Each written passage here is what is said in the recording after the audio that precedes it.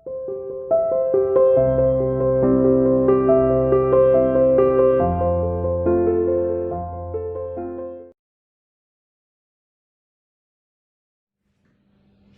to CR International School online classes. Hello students, our today's topic is Heisenberg Uncertainty Principle. ठीक है, तो Heisenberg uncertainty principle बेटा क्या होता है? देखो बेटा, हमारे पास क्या होता है, जैसे कोई भी मूविंग पार्टिकल्स है, सब्सटेंस है, तो जो माइक्रोस्कोपिक पार्टिकल्स होते हैं या मैं कह सकता हूँ कि बड़े पार्टिकल्स होते हैं, जैसे फॉर एग्जांपल आपने यहाँ देखा था, अभी मैंने डी ब्रोगली वेव इक्वेशंस के, है ना, डी ब्रोगली की जो इक्वेशन थी, वेव तो नहीं मतलब डुअल नेचर ऑफ लाइट को, डुअल नेचर ऑफ मैटर को शो करने वाली, है ना, वेवियर को शो करने वाली, जो ये हमने न्यूमेरिकल कराए थे, उसमें एक न्यूमेरिकल था बॉल वाला, है ना, कि एक बॉल को इतनी वेलोसिटी से, याद आ गया? तो बेटा जैसे बॉल है, कोई कार है, कोई ऑब्जेक्ट है जो बड़ा है ना, माइक्रोस्कोपिक का मीनिंग क्या, बड़ा पार्टिकल है, तो उसकी वेलोसिटी को आप बता सकते हो। और भाई देखो, उसमें कोई पार्टिकल बड़ा है, उसका कुछ मास भी होगा, पार्टिकल तो चाहे बेटा छोटा हो या बड़ा हो, मास तो सब में ही होता है, ठीक है नहीं? तो अगर कोई भी ऑब्जेक्ट, कोई भी पार्टिकल जिसमें मास है और उसकी वेलोसिटी हम बता सकते हैं, तो m इंटू वी मिलके क्या बनता है, मोमेंटम। Is it clear? तो कहने का जो बड़े पार्टिकल होते हैं, जैसे हमने बॉल को बेटा थ्रू किया, ठीक है, तो बॉल का साइज बड़ा है, वो एक माइक्रोस्कोपिक पार्टिकल्स है, तो वो बॉल अभी थोड़े टाइम बाद, जैसे क्या है, फॉर एग्जाम्पल मान लीजिए ये बॉल है और आपने इसको थ्रू किया, तो मान लीजिए वो आप पोजीशन का जो चेंज है वो आप बता पा रहे हो, ठीक है नहीं, कि भाई बॉल अभी थोड़े टाइम इसने मतलब यहाँ है, इस टाइम यहाँ है, इस टाइम यहाँ पर है, इस टाइम यहाँ पर है, तो आप उसकी पोजीशन के चेंज को बता पाते हो, है ना, मतलब हम कह सकते हैं, है ना, change in the position, clear, आप बता पा रहे हो, क्लियर है, वो आप बता सकते हो। और साथ ही साथ बेटा आप इसके मोमेंटम को भी बता सकते हो, क्लियर, कोई पार्टिकल है आपको विजिबल है ना, आपको उसको मूवमेंट भी आप बता पा रहे हो, तो चेंज इन द वेलोसिटी बोलो बेटा, ठीक है, या फिर आप कह सकते हो m इंटू वी मिल के क्या बन जाता है ना, मोमेंटम, इसको हम p से रिप्रेजेंट करते हैं, ये वेलोसिटी v से हुआ, तो आप बता सकते हो। तो कहने का हमारे सामने मैक्रोस्कोपिक पार्टिकल्स, जो बड़े पार्टिकल्स थे, उनकी पोजीशंस में जो चेंज आ रहा है जब हम उनको मूव करते हैं, या हम उनके पाथ को भी बता सकते हैं, जैसे ये क्या है बेटा, ये उसकी पाथ है, उसकी ट्रेजेक्टरी है, क्लियर है? तो मेन पॉइंट यहां पर था कि we can easily determine the change in the position या path of the macroscopic particle या ट्रेजेक्टरी, है ना, ऑफ द मैक्रोस्कोपिक पार्टिकल्स। इनको मैं अगर सिंपल वर्ड्स में बोलूं, किसी भी मैक्रोस्कोपिक पार्टिकल्स का जब हम मूवमेंट कराते हैं, जब हम उसको थ्रू करते हैं, तो उसके पाथ को, उसकी ट्रेजेक्टरी को, है ना, पाथ में हम उसकी पोजीशंस के चेंज को भी बता सकते हैं, change in the position of the, है ना, मैक्रोस्कोपिक पार्टिकल, और उसके मास इनटू वेलोसिटी को भी, वेलोसिटी बता के हम उसके मोमेंटम को भी बता सकते हैं, ठीक है ना, ये सब मेजरेबल है आसानी से। लेकिन सोचो जो सब एटॉमिक पार्टिकल हैं, जो माइक्रोस्कोपिक पार्टिकल, ये सारी चीजें किसके लिए हैं, है ना, वी कैन डिटरमाइन फॉर, है ना, माइक्रोस्कोपिक पार्टिकल, माइक्रोस्कोपिक पार्टिकल्स, ठीक है बेटा। लेकिन अगर यही चीज हम डिस्कस करें बेटा माइक्रोस्कोपिक पार्टिकल के लिए, ठीक है नहीं, तो microscopic particle for example, micro मतलब छोटे, याद करो पहले चैप्टर में आपको ये माइक्रो, है ना, मैक्रो सब यूनिट कन्वर्जन में आए थे, तो फॉर एग्जांपल सब एटॉमिक पार्टिकल्स, क्लियर, सब एटॉमिक, है ना, पार्टिकल्स, तो ये जैसे फॉर एग्जांपल इलेक्ट्रॉन, है ना, प्रोटॉन, न्यूट्रॉन, ये आपके जो होते हैं, न्यूट्रॉन तो अभी आई भी नहीं है, तो कहने का बात हम इलेक्ट्रॉन की लेके चलते हैं अभी, क्लियर है पॉइंट। तो हमारे पास क्या होता है कि हम जैसे अब एटम है, हमें एटम ही नॉर्मल आई से विजिबल नहीं है बेटा, और एटम का साइज भी बहुत छोटा होता है, और एटम के अंदर जो उसके सब एटॉमिक पार्टिकल है, इलेक्ट्रॉन, प्रोटॉन, न्यूट्रॉन्स वगैरह, उनका साइज तो पता है वो भी हमें विजिबल नहीं है। तो ऐसे पार्टिकल जो बहुत छोटे हैं, माइक्रोस्कोपिक है बेटा, क्या आप उनके मूवमेंट के पाथ को बता पाओगे? समझ में नहीं? तो ये उस टाइम एक प्रॉब्लम चल रही थी, ना हम उसके पाथ को बता पा रहे थे, माइक्रोस्कोपिक इतने छोटे पार्टिकल्स थे, ना हम उसके पाथ को बता पाते थे, ना हम उसकी ट्रेजेक्टरी बताने, है ना, हमारे पास था। तो जब हम पाथ ट्रेजेक्टरी नहीं बता पा रहे, तो हम उसकी पोजीशन की चेंज में क्या बताएंगे? जैसे मान लीजिए एटम में न्यूक्लियस के अराउंड, रदरफोर्ड मॉडल से आपको ये क्लियर हो गया कि एटम में न्यूक्लियस के अराउंड इलेक्ट्रॉन सर्कुलर पाथ में, है ना, रिवॉल्व करते हैं, लेकिन जिस पाथ पे वो रिवॉल्व कर रहे हैं, है ना, वो पाथ हम डिटरमाइन ही नहीं कर पाते, और जब पाथ ही नहीं है हमारे पास तो हम उस इलेक्ट्रॉन के मूवमेंट की जो पोजीशन है कि उसकी पोजीशन में क्या चेंज आ रहा है, तो यही सारी चीजें अगर हम माइक्रोस्कोपिक पे देखें बेटा तो हम ना तो उसकी पोजीशन के चेंज को बता पाते हैं, ना हम उसकी वेलोसिटी या मोमेंटम के चेंज को बता पाते, ना पाथ ना ट्रेजेक्टरी बता पाते। समझ में आ गया नहीं? क्लियर है पॉइंट? तो ये बेटा उस टाइम की एक प्रॉब्लम थी, तो इस पे काम किया बेटा एक जर्मन साइंटिस्ट थे, है ना, वर्नर हाइजेनबर्ग, ठीक है नहीं। तो हाइजेनबर्ग ने इस पे कई सारे अपने एक्सपेरिमेंट किए, इस पे अपनी थ्योरीज दी, मतलब एक्सपेरिमेंट करने के बाद टिल द एंड, है ना, उन्होंने एक थ्योरी दी कि हम साइमल्टेनियसली, है ना, हम एक साथ किसी भी माइक्रोस्कोपिक पार्टिकल्स की पोजीशन के चेंज और उसी टाइम पर उसकी वेलोसिटी या वी कैन से मोमेंटम, क्योंकि देखो इलेक्ट्रॉन है, इलेक्ट्रॉन भी भले ही कितना छोटा है बट मास तो उसका भी होता है, समझ में आया नहीं? तो मास इंटू वी मिलके एम इंटू वी मिलके क्या बनेगा? मोमेंटम। तो उन्होंने ये बोला, है ना, we can not determine the change in the position of the, जैसे मान ली कोई भी न्यूक्लियस है ना, न्यूक्लियस के अराउंड इलेक्ट्रॉन रिवॉल्व कर रहे हैं, तो मान लो अब इलेक्ट्रॉन की पोजीशन यहाँ पर है, फिर यहाँ पर है, यहाँ पर है, तो उसकी जो पोजीशन में चेंज है, मान लो ये x1 पोजीशन है और ये x2 पोजीशन है ना, तो यहाँ x1 से x2 पहुंच गया, तो हम क्या कहेंगे? Change in the position delta x बन जाएगी बेटा, है ना, x2 माइनस x1। क्लियर है पॉइंट? तो उसकी पोजीशन में क्या चेंज आया, ये माइक्रोस्कोपिक पार्टिकल के लिए बताना हमारे लिए बहुत मुश्किल था, और साथ ही साथ वेलोसिटी को बताना simultaneously, change in the position और चेंज इन द मोमेंटम दोनों बताना हमारे लिए बहुत मुश्किल है। तो इन्होंने जब बहुत सारे एक्सपेरिमेंट करने के बाद बेटा एक कंक्लूजन क्या निकाला, ठीक है नहीं, कि हम जो माइक्रो, तो वो पहले इंपॉर्टेंट पॉइंट आप समझते हो इस हाइजेनबर्ग थ्योरी का क्या है बेटा, कि हम माइक्रोस्कोपिक पार्टिकल्स की बात करते हैं, है ना, तो हम साइमल्टेनियसली, है ना, उसकी जो चेंज इन द पोजीशन है, तो चेंज इन द पोजीशन को बेटा, और देखो हमने मान लीजिए उसको थ्रू किया, तो शुरू की वेलोसिटी, और जरूरी नहीं है कि आफ्टर सम टाइम भी उस पार्टिकल की वेलोसिटी उतनी रहे, तो इस पोजीशन पे जो हमारी v1 होगी और इस पोजीशन पे हमारी क्या होगी? v2 होगी, और इनका चेंज क्या बन जाएगा बेटा, है ना, डेल्टा v बन जाएगा, v2 minus v1। Is it clear? तो हमारे पास क्या है? Simultaneously change in the position है बेटा, ठीक है, तो चेंज इन द पोजीशन को हम रिप्रेजेंट करते हैं किससे बेटा? डेल्टा x से, और इसी तरीके से हम कह सकते हैं जो चेंज इन द वेलोसिटी है ना, चेंज इन द वेलोसिटी, तो और सबसे पहले इंपॉर्टेंट चीज मैं वही लिख देता हूं, मतलब डेल्टा वी, कि for microscopic particles just like, है ना, सब एटॉमिक पार्टिकल्स हो गए, just like electron for example, है ना, इलेक्ट्रॉन, तो इसके पाथ और पोजीशन को डिटरमाइन करना, ट्रेजेक्टरी को बताना, मतलब पाथ और ट्रेजेक्टरी को बताना पॉसिबल नहीं। और पाथ कैसे बताया जाता है कि भाई ये पार्टिकल यहाँ है, अब यहाँ पहुंचा, अब यहाँ पहुंचा, अब यहाँ पहुंचा, तो आप भाई जैसे कोई पार्टिकल है उसका मूवमेंट ये है, तो आप उसकी पोजीशन की जब चेंज बता पाओगे तभी तो उसके पाथ को डिटरमाइन कर पाओगे, और उस पाथ पर उसकी वेलोसिटी क्या है, क्योंकि जरूरी नहीं है कि सेम हर पॉइंट पर उसकी वेलोसिटी सेम हो, ठीक है नहीं। तो हाइजेनबर्ग अनसर्टेनिटी प्रिंसिपल समझ में आया, मतलब कि फॉर माइक्रोस्कोपिक पार्टिकल्स है और उसकी पाथ और ट्रेजेक्टरी को हम डिटरमाइन नहीं कर पाते, इससे रिलेटेड है, ठीक है नहीं। तो उन्होंने बोला कि जो चेंज इन द पोजीशन होता है मतलब डेल्टा एक्स, और उस टाइम पे जब पहली पोजीशन पे जो वेलोसिटी और दूसरी पोजीशन पे जो वेलोसिटी है, तो वेलोसिटी में भी एक चेंज आया, और इसको अगर हम बेटा किससे मल्टीप्लाई कर दें उसके मास से, तो ये क्या बन जाता है? मोमेंटम। तो जो चेंज इन द मोमेंटम है उसको भाई हमारे पास क्या होता है? P बराबर mv होता है, मतलब मोमेंटम क्या होता है? Mass into velocity. तो भाई यहाँ पर इलेक्ट्रॉन का मास तो जो यहाँ है वो यहीं रहेगा, तो उसमें तो चेंजेस आना नहीं है, क्लियर। तो उसका जो मोमेंटम है, क्लियर, तो हम कह सकते हैं चेंज इन द मोमेंटम जो है तो m इंटू वी, ठीक है, लेकिन m तो बदलेगा नहीं बेटा, जो चेंज को डेल्टा से रिप्रेजेंट करते हैं ना, तो m हम बाहर लिख लें, m इंटू डेल्टा वी, समझना, ये इसका एक यूज आएगा अभी, क्लियर है पॉइंट। मतलब देखो किसी भी पार्टिकल के मोमेंटम बताना है तो उसके मास और उसकी वेलोसिटी, अब इस पोजीशन पे मास भी वही रहेगा, इस पोजीशन पे मास भी वही रहेगा, बदलेगी तो क्या? वेलोसिटी, समझ में आ गया नहीं। तो हमने क्या करा, जो डेल्टा है ना, delta V, delta P equal to क्या होगा? डेल्टा एम इंटू वी, और डेल्टा वी मास में तो कोई चेंज है नहीं, ठीक है ना बेटा, तो हमने एम इंटू क्या कर लिया? डेल्टा वी कर लिया। Is it clear?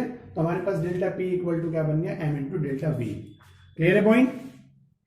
तो अब देखो इन्होंने क्या अपने एक्सपेरिमेंट के थ्रू बताया, तो according to the Heisenberg uncertainty, अब अनसर्टेनिटी मतलब समझ पा रहे हो बेटा कि निश्चितता नहीं है ना, कि हम उसकी पोजीशन के चेंज को बता ही नहीं पाएंगे, ठीक है, और उस पोजीशन के चेंज में जो वेलोसिटी में चेंज आया हम वो भी नहीं बता पा रहे, तो हमें फिक्स वैल्यूज नहीं बता पा रहे, तो एक अनसर्टेनिटी हुई कि नहीं हुई। और दोनों एक साथ भी नहीं बता पाते, भाई इस पोजीशन पे ये था, इस पोजीशन पे ये, दोनों साइमल्टेनियसली नहीं बता पाते। मेन पॉइंट है ये बेटा, ठीक है। तो अकॉर्डिंग टू, है ना, हाइजेनबर्ग, इन्होंने क्या कंक्लूजन निकाला बेटा कि बट हम क्या बता सकते हैं कि किसी भी पार्टिकल, जो माइक्रोस्कोपिक पार्टिकल है, उसकी पोजीशन में जो चेंज आया और जो उसकी वेलोसिटी में एक चेंज आया, ठीक है, उसका जो प्रोडक्ट होता है, मतलब मल्टीप्लिकेशन होता है, वो इक्वल एंड ग्रेटर देन होता है h/4π। एक कांस्टेंट वैल्यू मिली। मतलब इन्होंने बेटा डिफरेंट डिफरेंट माइक्रोस्कोपिक पार्टिकल्स की पोजीशन के चेंज को, है ना, मेजर किया, और उस टाइम पे उनकी वेलोसिटी के मेजर जो चेंज था उसको मेजर किया। तो इन्होंने क्या पाया कि चेंज इन द पोजीशन, मतलब कहने का अगर यही हम इसको x2 मानते हो, थोड़े टाइम बाद हम ये पार्टिकल यहाँ नहीं बचा और यहाँ आ गया, तो हमने इसको x2 माना, और यहाँ पे भी कुछ ना कुछ क्या होगी बेटा, वेलोसिटी होगी। तो यहाँ से यहाँ पे जो पोजीशन चेंज हुआ और यहाँ से यहाँ पे जो वेलोसिटी का चेंज हुआ, तो देखो वैल्यूज तो बदलेंगी, है ना, डेल्टा एक्स की, ये बेटा यहाँ पे डेल्टा एक्स अलग होगा, यहाँ पे डेल्टा एक्स अलग होगा, यहाँ डेल्टा वी अलग होगा, यहाँ डेल्टा वी अलग होगा। बट अगर हम दोनों कंडीशंस में डेल्टा एक्स और डेल्टा वी के मल्टीप्लीकेशन करते हैं, समझ में आया, तो वो हमें क्या मिलती है, एक कांस्टेंट वैल्यू मिलती है। और वो कांस्टेंट वैल्यू क्या होती है, देखो h/4π के इक्वल होगी या उससे ज्यादा होगी, उससे कम नहीं होगी।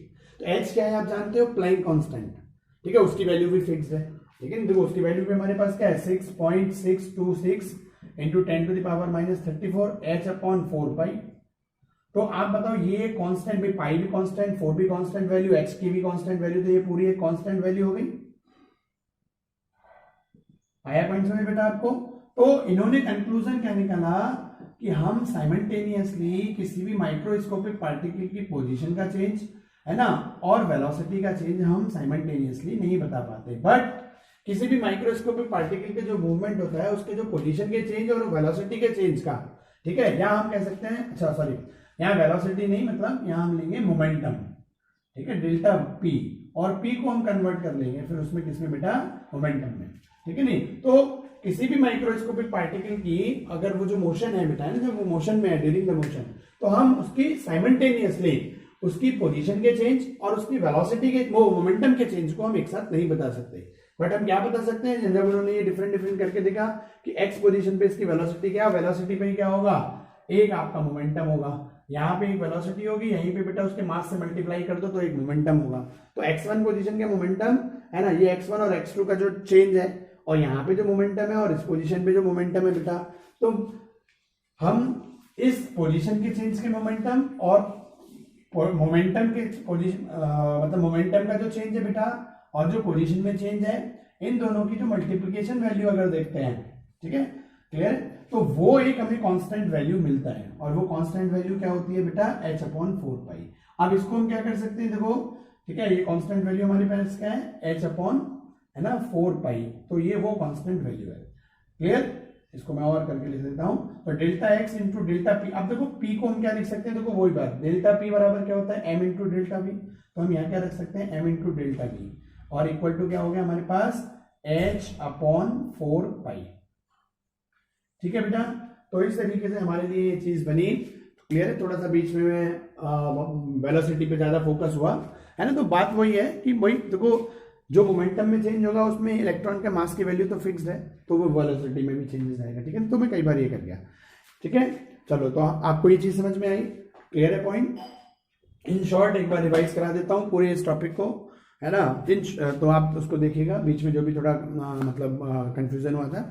तो हमारे पास क्या है बेटा, जैसे कोई भी बड़ा पार्टिकल होता है, मैक्रोस्कोपिक पार्टिकल होता है, हमने उसको थ्रू किया, ठीक है, या वो मूवमेंट कर रहा है, तो हम उसकी पोजीशन के चेंज को बता सकते हैं, हम उसकी वेलोसिटी के चेंज को, मोमेंटम के चेंज को बता सकते हैं। मतलब कहने का कि हम उसके पाथ या ट्रेजेक्टरी को डिफाइन कर सकते हैं। Is that clear. लेकिन जो बहुत छोटे पार्टिकल हैं, जो हमें नॉर्मल आई से दिखते भी नहीं है, माइक्रोस्कोपिक पार्टिकल्स जो है बेटा, तो उन ऐसे छोटे माइक्रोस्कोपिक पार्टिकल की पोजीशन, जैसे मैंने यहाँ पे लिया कि इलेक्ट्रॉन इस टाइम यहाँ पर है, उसकी पहली पोजीशन है, तो x1 बोला, और यहाँ पे वेलोसिटी होगी v1 और यहीं पे एक मोमेंटम होगा p1, ठीक है। थोड़ी देर बाद भी पार्टिकल मूव करके यहाँ पहुंचा, तो इसकी ये पोजीशन x2 है, ठीक है। नहीं तो क्लियर पॉइंट। मैं दोबारा इसको एक बार डायग्राम से आपको दोबारा कर देता हूँ, ठीक है। नहीं तो हमारे पास क्या है, मान लीजिए ये एक मूवमेंट था, यहाँ पे इलेक्ट्रॉन है, इसके पास यहाँ से मूवमेंट करते करते बेटा इलेक्ट्रॉन यहाँ पहुंचा, तो यहाँ पे उसकी अपनी एक पोजीशन होगी x2 और यहाँ पर अपनी उसकी एक वेलोसिटी होगी और यहाँ पे अपना एक मोमेंटम होगा। ठीक है बेटा, तो इन्होंने क्या पता किया कि हम साइमल्टेनियसली एक साथ कि इसकी पोजीशन में जो डेल्टा एक्स का चेंज आया, मतलब यहाँ से यहाँ, और इसकी इन्हीं यहाँ से यहाँ पहुंचने में जो उसके मोमेंटम में चेंज आया, तो हम उसको साइमल्टेनियसली नहीं बता सकते। बट क्या बता सकते, प्रैक्टिकली इन्होंने क्या पाया कि अगर हम पोजीशन का जो चेंज है और इस यहाँ से यहाँ पहुंचने में जो मोमेंटम का चेंज है, अगर हम उसकी जो मल्टीप्लिकेशन है, उसका जो प्रोडक्ट है, उसकी वैल्यू हमेशा एक कांस्टेंट वैल्यू मिलती है, और वो क्या होती है, h/4π के इक्वल होती है या ग्रेटर होती है। Is it clear? तो मैंने इसी में आपको समझाया था, मान लो अब इलेक्ट्रॉन यहाँ नहीं है, ठीक है, अब इलेक्ट्रॉन कहाँ हो गया, अब इलेक्ट्रॉन घूमते घूमते कहाँ गया, मान लीजिए यहाँ गया, तो ये उसकी क्या हो गई, सेकंड पोजीशन हो गई। यहाँ पे अपना क्या होगा, एक वेलोसिटी होगी, यहीं पर अपना क्या होगा, एक मोमेंटम होगा। तो अब यहाँ से देखो यहाँ पहुंचा, तो डेल्टा एक्स की वैल्यू पहले वाले से बदल गई जब यहाँ था, ऐसे यहाँ पे मोमेंटम की वैल्यू भी बदलेगी। तो यहाँ का जो डेल्टा एक्स की वैल्यू और यहाँ के जो डेल्टा पी की वैल्यू, अगर हम उसको मल्टीप्लाई करें तो भी वही कांस्टेंट वैल्यू मिलेगी h/4π। Is that clear? तो इस तरीके से हाइजेनबर्ग ने बेटा एक ये दिया, इसको बोलते हैं हम हाइजेनबर्ग अनसर्टेनिटी प्रिंसिपल। ठीक है बेटा, सेम इसकी भी बेटा जैसे डी ब्रोगली इक्वेशन थी, है ना, वहां की भी एक हमारी सिग्निफिकेंस थी कि वो भी क्या है कि बेटा हम वैसे तो जो बड़े पार्टिकल है उनका मास और वो बड़े जो सब्सटेंस होते हैं उनमें तो मैटर हमें सीधे दिखता है। जो लाइट थी जिनको हमने फोटोन की फॉर्म में माना है ना, माइक्रोस्कोपिक, वहां भी क्या था कि वो जो उन्होंने basically h lambda equal to h/mv या mc जो, या lambda equal to h/p momentum का जो फॉर्मूला बनाया, वो बेसिकली किसके लिए था, वो भी वहां भी मेन चीज कितनी, माइक्रोस्कोपिक पार्टिकल। ठीक है, नहीं जैसे फोटोन बहुत फोटोनिक एनर्जी पे बेस्ड था ना, वो फोटॉन्स पे बेस्ड था, फोटोन की मास पे बेस्ड था, तो वो भी क्या है हमारा बहुत माइक्रोस्कोपिक है। सेम इसी तरीके से ये थ्योरी भी किस पे बेस्ड है बेटा, एक माइक्रोस्कोपिक पार्टिकल्स पे बेस्ड है। ठीक है, अब चलिए हम इसके न्यूमेरिकल्स की तरफ बढ़ते हैं। क्लियर है, क्योंकि ये भी बेटा इजी सा टॉपिक है उसकी तरह, और उसके न्यूमेरिकल भी आसान थे, इसके न्यूमेरिकल भी आसान है, बस एक तो थोड़ा सा ट्विस्ट होता है। ठीक है, ओके, चलिए अब हम नेक्स्ट इसके न्यूमेरिकल की तरफ बढ़ते हैं।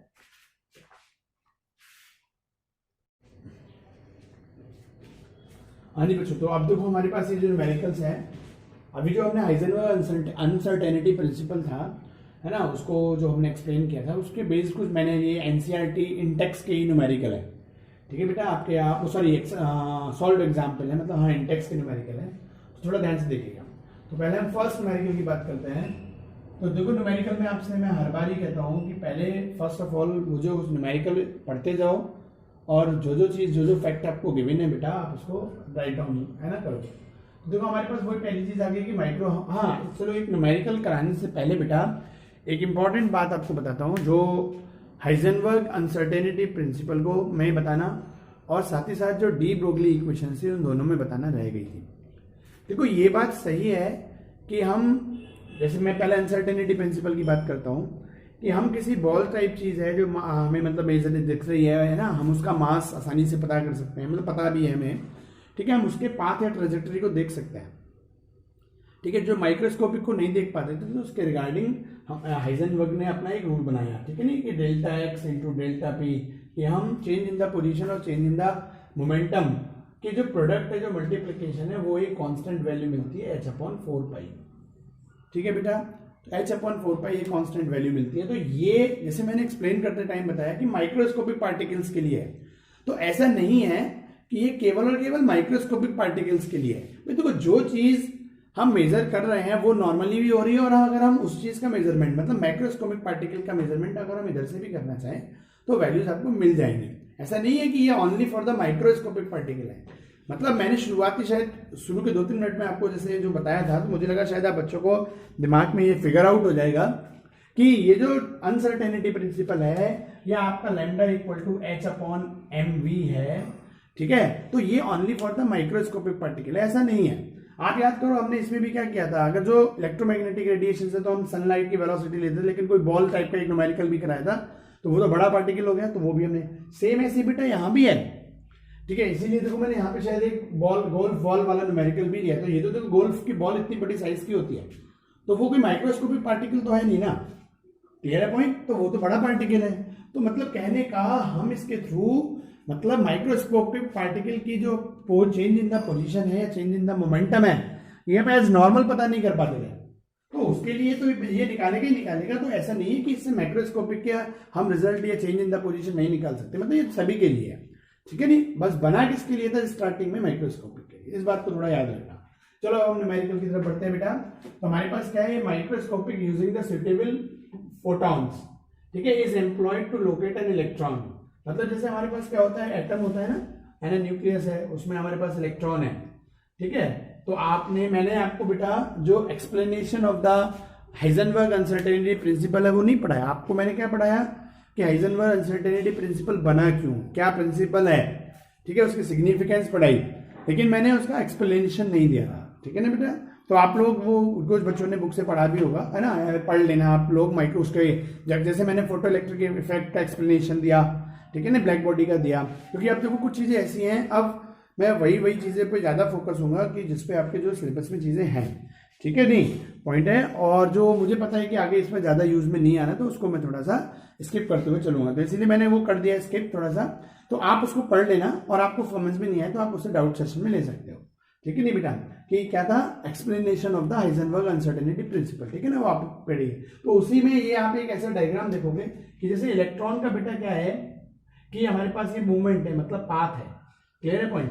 तो अब यहाँ पर हमने लाइट डाली, बेटा हमें इसके पाथ को मेजर करना है, तो हमने क्या करा बेटा, इस अर्थ की तरफ से एक लाइट इंसिडेंट करी और माइक्रोस्कोप से उसको देखा भी, है ना, कि तभी तो भाई इस पर डालेंगे, तो ये हमारी लाइट रिटर्न में करी, तो हमारा जो एक्चुअल पाथ होना चाहिए था, उस पाथ में क्या आया, एक मूवमेंट, मतलब चेंजेस आया, है ना। लाइट एक फोटोन डाला हमने, मतलब लाइट डाली, लाइट में क्या है, फोटोन जब इलेक्ट्रॉन पे पड़े तो उस फोटोन्स ने क्या करा, जो पहले से इलेक्ट्रॉन की जो वेलोसिटी थी, है ना, उसमें चेंजेस लाए, और जब वेलोसिटी में चेंजेस आए तो उसकी पोजीशन में भी चेंजेस आए, ठीक है नहीं। तो ये आप वहां पढ़ना, एक बार पढ़ोगे आपको समझ में आ जाएगा। तो ये न्यूमेरिकल भी उसी के रिगार्डिंग है बेटा, ठीक है।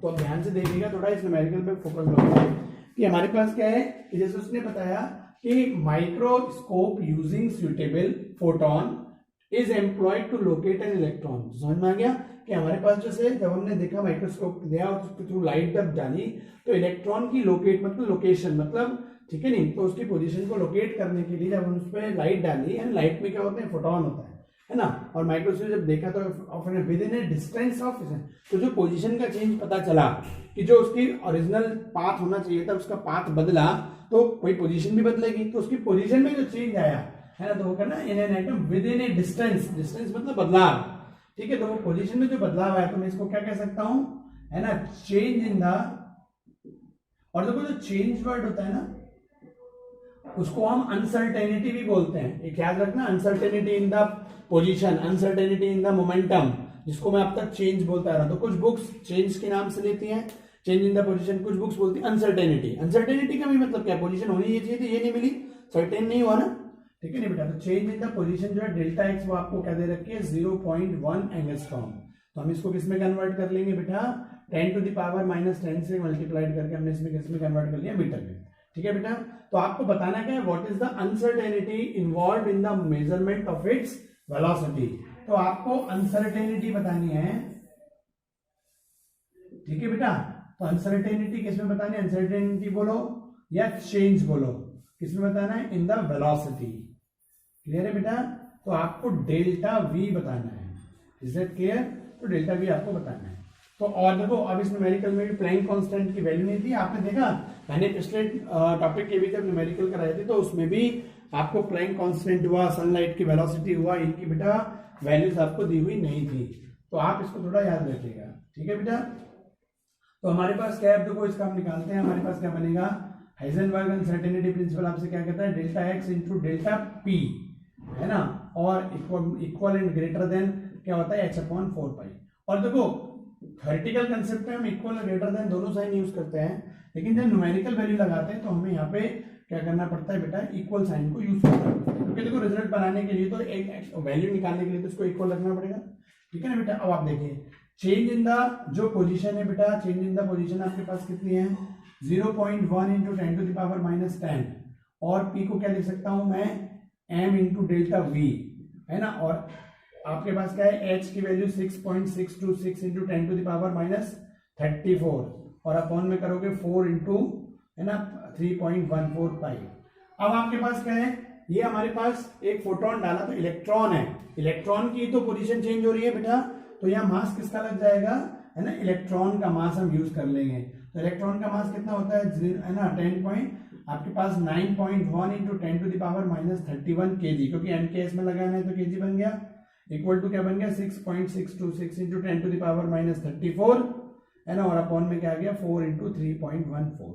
अब आप इसको सॉल्व कर लो क्रॉस मल्टीप्लाई करके, ये v है तो आप इन सब चीजों को क्या ले गए 6.626 इंटू 10⁻34 है ना, और अपॉन में क्या आ गया 4 इंटू 3.14, ठीक है, और इंटू में क्या आ गया नीचे 0.1 इंटू 10⁻10 इंटू 9.1 इंटू 10⁻31। भाई ये सारी चीजें इधर आ गई, डेल्टा v बच गया। जब आप इसको सॉल्व करोगे बेटा, आप इसको सॉल्व करोगे तो देखो कुछ तो पावर से सीधे सीधे ये -31 है, ऊपर जाएगा प्लस -31 और -10, सीधे सीधे अगर आप देखो है ना, तो आपको सीधे पावर्स में भी देखो तो अगर तो ये डेसिमल के बाद 3 है तो डेसिमल के बाद 2 और डेसिमल के बाद 3, तो ये बराबर हो गए, आपस में कट गए। इसके बाद आपके पास ये और बनेगा, तो यहाँ पे एक ऊपर क्या आ जाएगा 10 आ जाएगा। अब आप देखो तो आपके पास 10⁻10 और -31 41 हो गया, ऊपर जाके प्लस का 41 हो जाएगा है ना, और ये आपके पास -33। बाकी आप क्रॉस वो करोगे तो बेटा इस तरीके से आपको जो यहां से वेलोसिटी में चेंज मिलेगा वो आपको मिलेगा क्या 5.79, ठीक है, 5.79 इंटू 10⁻7, ठीक है, नहीं वो सॉरी 6, 5.79 इंटू 10⁻6 मीटर पर सेकेंड। Is it clear? तो इस तरीके से बेटा आपको ये वेलोसिटी में पता चल गया हमारे पास क्या आएगा, ठीक है नहीं, -31, और इसको आप सॉल्व करेंगे तो डेल्टा v जो है बेटा आपको कितना मिल गया इतना। तो ठीक है, तो बस देखो हमें थोड़ा सा किसका ध्यान रखना है, यूनिट कन्वर्जन का ध्यान रखना है, ठीक है ना बेटा, कि आप इसको यूनिट कन्वर्ट करते टाइम आप इस चीज को ध्यान रखना। क्लियर है कि भाई देखो एंगस्ट्रॉम दे रखा था तो हमने इसको किस में कन्वर्ट कर लिया, मीटर में कन्वर्ट कर लिया, ठीक है बेटा। चलो तो बाकी तो सारा एक प्लैंक कांस्टेंट और सनलाइट की वेलोसिटी के फॉर्मूले आप याद रखो, तो इससे क्या होगा आपको थोड़ा दिक्कत नहीं होगी, ठीक है। चलो बेटा, तो बाकी अब आप एनसीईआरटी से बेटा मैंने एक सॉल्व एग्जाम्पल करा दिया है, बाकी इसमें एक दो और भी हैं, आप एनसीईआरटी की बुक से वो करिए, ठीक है, और एक्सरसाइज में जो क्वेश्चन हो इस टॉपिक के वो करिएगा। मेरी तरफ से ये जो अनसर्टेनिटी प्रिंसिपल का टॉपिक है ये कंप्लीट हो गया है, ठीक है नहीं, अब आप मुझसे वो पूछ लीजिएगा, ठीक है। बाकी अगर मुझे लगा एक दो न्यूमेरिकल तो नेक्स्ट वीडियो में मैं एक दो न्यूमेरिकल करवा दूंगा अपने साइड से, ठीक है, लेकिन बट आप भी एक बार करिए, जो प्रॉब्लम आए वो मुझसे पूछिएगा। Okay, thank you. हाँ जी बच्चों, तो अभी देखो एक न्यूमेरिकल तो हुआ हमारा, बाकी एक दूसरा न्यूमेरिकल मैंने और लिख लिया है ना, तो बीच में अभी मुझे थोड़ा इस न्यूमेरिकल का याद नहीं रहा कि ये न्यूमेरिकल भी मैंने एक लिख रखा है, तो वो और आपको करा देता हूँ, ठीक है बेटा, और उसके बाद फिर आप एनसीईआरटी के इंटेक्स और एक्सरसाइज सारे न्यूमेरिकल को कीजिए। तो देखो अब हम बात करते हैं सेकंड न्यूमेरिकल की, ठीक है। इसमें क्या दे रखा है, गोल्फ की बॉल दे रखी है। अब देखो ये बड़ा पार्टिकल आ गया, ए मास ऑफ 40 ग्राम, तो मास ऑफ गोल्फ बॉल जो आपको दे रखा है बेटा वो आपको दे रखा है 40 ग्राम, ठीक है बेटा, गोल्फ बॉल का जो मास है वो 40 ग्राम आपको दे रखा है, क्लियर। और आप ये देखो बेटा जो हमारा एमकेएस होता है मीटर किलोग्राम सेकंड, उस सिस्टम में हम इसको किस में रखते हैं, केजी में। तो देखो मैं तुरंत इसको ग्राम को मैंने किस में कन्वर्ट किया, केजी में। मैंने आपको पहले ही बोला है कि न्यूमेरिकल्स में सबसे ज्यादा इंपॉर्टेंट होता है उसकी यूनिट का कन्वर्जन, और सब चीज को हम किस में लेते हैं, एसआई यूनिट में। एसआई यूनिट में मास की यूनिट क्या है, केजी, यहाँ किस में दे रखी है, ग्राम में। मैंने इसको तुरंत किस में कन्वर्ट किया, उसमें। अब देखो दे रखा है स्पीड ऑफ 45 मीटर पर सेकेंड, ठीक है। तो जो गोल्फ बॉल की स्पीड है वो आपकी क्या है, 45 मीटर पर सेकेंड है, और if the speed can be measured with in accuracy of 2%, मतलब देखो आपने एक गोल्फ बॉल को थ्रू किया तो उसकी जो वेलोसिटी है यहाँ पर वो आपकी 45 मीटर पर सेकेंड आ गया, ठीक है बेटा, 45 मीटर पर सेकेंड है। लेकिन अब आपने जब मेजर करा इस पोजीशन पे तो वेलोसिटी में कुछ चेंज मिलेगा, ठीक है, वेलोसिटी में। क्लियर है पॉइंट? तो अब जो वेलोसिटी में चेंज आया वो उसने क्या रिजल्टेंट बताया कि इस वेलोसिटी का जो चेंजेस है वो कितना है, इसका 2% चेंज है। इसमें जो अनसर्टेनिटी मिली, मतलब आपको है ना विद इन एक्यूरेसी। अब देखो लैंग्वेज बदल दी, तो क्या कहता था वो, चेंज इन द वेलोसिटी या अनसर्टेनिटी इन द बैलेंसी, मतलब वेलोसिटी। अब यहाँ क्या बोला है वो, एक्यूरेसी ऑफ 2%, मतलब जब उसने उसको मेजर करा एक्यूरेसी से तो कितनी एक्यूरेसी से किया जी, 2% की। क्लियर है पॉइंट? तो अब यहाँ पे देखो हम क्या करेंगे कि जो चेंज इन द वेलोसिटी है या अनसर्टेनिटी इन द वेलोसिटी है, ठीक है, मतलब डेल्टा भी हम बोल सकते हैं, तो वो क्या है, इसका मीनिंग क्या है, 45 तो बेटा इसकी वेलोसिटी हमें मिली और उसका क्या है वो 2%, और 2% का मतलब क्या हो गया 40 है ना, कि जो हमने मेजरमेंट किया है वो कितनी एक्यूरेसी से हुआ है 2% के एक्यूरेसी से।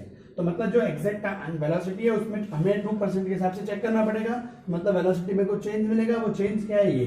तो ये क्या बन गया देखो बेटा हमारे पास 90/100 मतलब 0.90 क्या मीटर पर सेकेंड। तो ये देखो ये तो आपको वेलोसिटी दे रखी थी और अब ये क्या हो गई एक्यूरेसी। समझ में आ गया बेटा। तो आपके पास डेल्टा भी आ गया। अब आपको बताना क्या है, calculate the uncertainty in the position. तो अनसर्टेनिटी इन द पोजीशन आपको बतानी है बेटा, अनसर्टेनिटी इन है ना पोजीशन। तो अनसर्टेनिटी इन पोजीशन बेटा क्या कहलाती है आपकी डेल्टा एक्स, ये आपको बताना है। Is it clear. और देखो गोल्ड बॉलर्स का मास भी दे रखा है। अब हम करते हैं देखो delta X into delta P is equal to क्या होता है h/4 तो डेल्टा एक्स तो हमको बेटा बताना ही है और ये क्या बन जाएगा m into delta V equal to h/4 अब वैल्यूज पुट करते रहिए। Delta X into M gold ball का मास कितना दे रखा है 40 इंटू 10⁻³ क्या kg हो गया।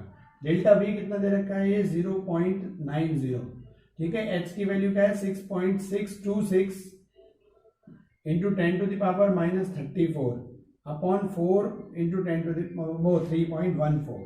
अब आप देखो हम क्या करेंगे, जो डेल्टा एक्स इधर है तो हम इसको क्रॉस मल्टीप्लाई करके ये -34 ठीक है और अपॉन में ये 4 इंटू 3.14 इंटू तो ये चीज फिर नीचे जाएगी 40 इंटू 10⁻³ और 0.90।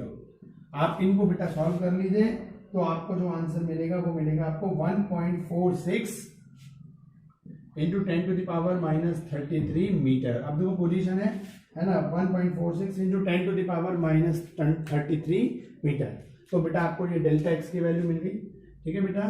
तो इस तरीके से हमारे पास है ना ये जो डेल्टा एक्स आया क्लियर, डेल्टा एक्स बराबर आपके पास आ गया 1.46 ठीक है। तो ये इंटू 10⁻³ बस देखो इसका जो घुमाने वाली चीज थी एक तो ये थी एक्यूरेसी ऑफ 2% मतलब वेलोसिटी दे दी और उसको जब मेजर किया तो एक्यूरेसी से जब हमने किया तो 2% की हमें वहां अनसर्टेनिटी मिली। तो एक ये थोड़ा देखो लैंग्वेज घूम गई तो हमें डेल्टा भी निकालनी पड़ी, डायरेक्टली नहीं दे रखी थी। अब देखो एनसीईआरटी है, एक न्यूमेरिकल मैंने सादा करा, ये दोनों ही न्यूमेरिकल एनसीईआरटी का है। देख रहे हो यहाँ पे एक कॉम्प्लेक्स थोड़ा लैंग्वेज चेंज वाला न्यूमेरिकल भी दे दिया। तो आपको डेल्टा भी यहाँ से पता चल गई, मास पता है, डेल्टा एक्स आप पता कर लोगे। एच की वैल्यू आपको पता होनी चाहिए, पाई कांस्टेंट मतलब एच पाई कैपिटल सी है ना, ये सब वेलोसिटी बेटा आपको पता होनी चाहिए ठीक है ना। आप इसको थोड़ा अच्छे से देखिएगा ओके। चलिए तो हमारी तरफ से अभी पूरा टॉपिक हुआ अनसर्टेनिटी की मतलब डेफिनेशंस भी हो गई, फार्मूला भी हो गया, सिग्निफिकेंस भी हो गई। हाँ बस एक्सप्लेनेशन छोड़ा है वो आप पढ़िएगा बुक से, नहीं आए समझ में तो पूछेगा ठीक है। उसके एक इजी और एक थोड़ा सा कॉम्प्लिकेटेड न्यूमेरिकल भी हो गया। अब अपनी एनसीईआरटी एक्सरसाइज का पहले सवाल कीजिएगा बेटा इस टॉपिक का। हमारा ये टॉपिक पूरा हो गया है, नेक्स्ट वीडियो में कोई नेक्स्ट टॉपिक लेंगे ठीक है। Thank you.